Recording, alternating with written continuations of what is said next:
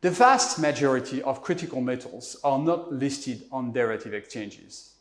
There are four main reasons for this. First, tension on the supply side push downstream producers to integrate upstream. Second, the supply side is often controlled by a small number of producing countries or companies, so that its price is not, strictly speaking, determined by the law of supply and demand. Third, and as a consequence of this previous point, price volatility is usually low and the price risk is not perceived as being problematic.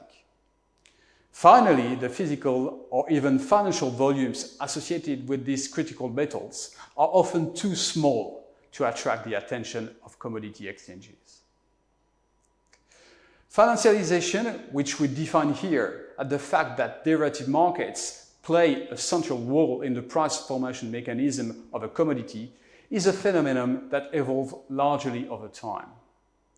In other words, these different factors are not immutable, and the financialization of metals currently considered critical remains possible in the medium or long term.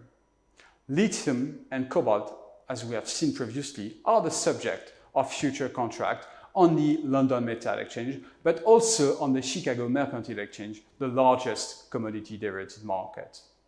However, the use of these tools is limited, and it would be difficult to conclude that the lithium and cobalt markets are financialized. Several conclusions can be drawn from this book. First, commodity price volatility is a frequent and normal phenomenon, and the price risk it induced must be managed.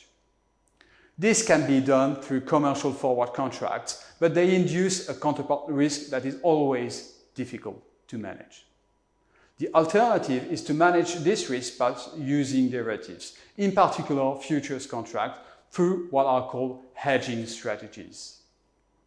The supply tensions that exist on the critical raw materials today explain why the value chain is often integrated or why long-term supply contracts prevail. Their markets are therefore not or only slightly financialized, but things could change. This is particularly the case for cobalt and lithium.